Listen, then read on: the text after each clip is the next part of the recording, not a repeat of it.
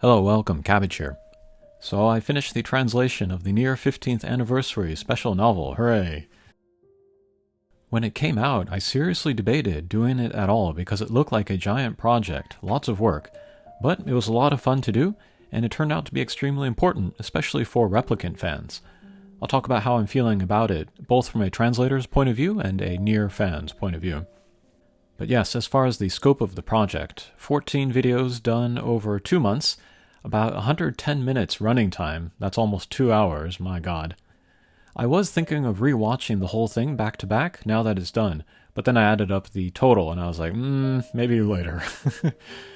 But I think the videos turned out well. They mimic how the Reincarnation game stories are presented. I'm very proud of this project, and since the release of the Reincarnation Materials book, it's been one project after another that I am proud of. The biggest three, I would say, are the Chronology translation, the Hinan Yuzuki Recollections of Dusk translations, and now this special novel translation. Every time I finish one, I'm like, okay, I'm going to take a long break until the next, but then I just dive back in. And I've already started the main story summary translation. Before we talk about the stories, I just wanted to marvel at the whole special novel from a bird's eye point of view. What a gift to Nier fans.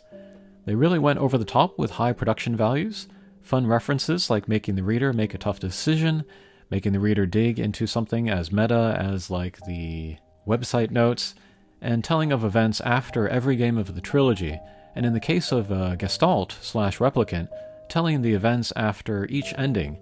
I can't emphasize how amazing and important is that last one, we'll get to that later. But how many game series are shown this much love and support so many years after release? Brilliant. I was so moved reading that. Now let's talk about the stories themselves. It starts with two mysterious boys in what is called a cage, referencing reincarnation, but which we now know means a data server, which have appeared in both Replicant and Automata.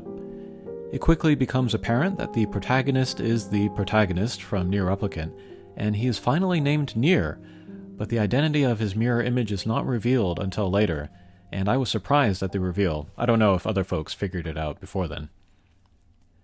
Then we get the stories from Automata and Reincarnation featuring Pascal and Fio/her, respectively. I left these translations for afterwards because after reading the whole of the special novel, I was so impressed with the Replicant arc that I felt I needed to do that first, with no detours and no delay. The Automata story features Pascal, and it catches up with him after his memory is wiped towards the end of the war between the machine lifeforms and the androids. The second part video has gotten like half the views of the first part, and I have a theory why. 2B and 9S aren't in the story. Their story after the events of Automata has been told. It was during the live music concert, so I guess the writers felt this was a chance to tell Pascal's story, which, to be honest, is more important, so I'm glad that it is here. One Automata character whose story hasn't been told yet is A2's, and we got a teaser image for the anniversary, so I think we can expect more from her in the future. I can't wait. I personally would love it if she ran into Fio and her, but there are so many years between their eras that I'm not counting on it. Speaking of Fio and her, their story features them on the surface of Earth after the events of Reincarnation. The content of the story is cute, but not terribly consequential. What the story implies, however, is super important. Fio and her are indeed on the Earth, with physical bodies, and they have a real relationship between them. Also, as a pleasant surprise, her is a real character with real personality, real feelings, and seemingly the ability to grow emotionally. The way Fio and her contrast with each other and support each other is touching, and it really sets up a future between them. Add to that they have concrete goals, and I think chances are high we will see more of them in the future. Again, I hope they run into A2, maybe she's in a cryogenic freeze chamber like Noelle or something. And why not? Original ML2, make it a party. But in all seriousness, I really see the groundwork being laid for the next Nier project. And then, most special to me, was an exploration of the events post-endings, plural, of Replicant. Part 6 of the novel shows Nier and Yona living together post-endings A, B, or C, I'm assuming. The past catches up to them. The Devilas and Popolas of the world converge on their village to kill them and all the other replicants. Yona sacrifices herself to save Nier, and Nier despairs without her. This was very sad to see, but also great because it added closure in a way that endings A, B, and C never did. Also, the painful scene of Yona remembering the reality of their identity and fate broke my heart. Nier did everything he could and still failed, and when faced with Yona's true feelings, Nier couldn't look Yona in the eye for guilt. Ugh, heart-wrenching. I love Nier and Yona and their relationship so much. They are some of the most pitiable characters in any narrative. They're so innocent and so doomed. And then there are the two endings of the special novel. The Reject ending is kind of a what-if thing where it supposes that basically Replicant, the game, never happens. In the game intro where Gestalt Nier takes Grimoire Noir's power, instead he rejects it and decides to protect Yona with only his own meager power. They do not last long, but they find peace together, and it's just so beautiful and tragic, and I had trouble recording that ending.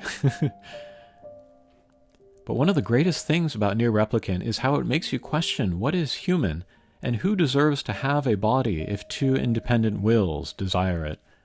I deeply sympathize with Gestalt Nier's desperation for bodies for himself and Yona, and it breaks my heart that Gestalt Yona would give up her claim to the body for Replicant Yona's sake. So I love the Gestalt versions as well, and to get this Reject ending absolutely killed me. What amazing storytelling, and it's mind-blowing to get it so many years after it was originally released. And finally, there is the Accept ending, which I assume happens after ending E, which was added to Nier Replicant version 1.22, and it is broadly accepted to be the canon ending, leading into Automata and Reincarnation. Ending E is a happy ending, but it's also unclear what exactly happens. The Accept ending here shows that more concretely. It's great to see everyone reunited during peaceful times, even if we know the ultimate outcome. And those are my thoughts on the Nier special novel. I'm still floored that it exists, and that it is so damn good. If you have watched or commented on any of them, thank you. My interactions with you have elevated and justified my work on the project. It's one of the best things I've ever done on my channel. Thanks for watching, and we'll see you again. Take care.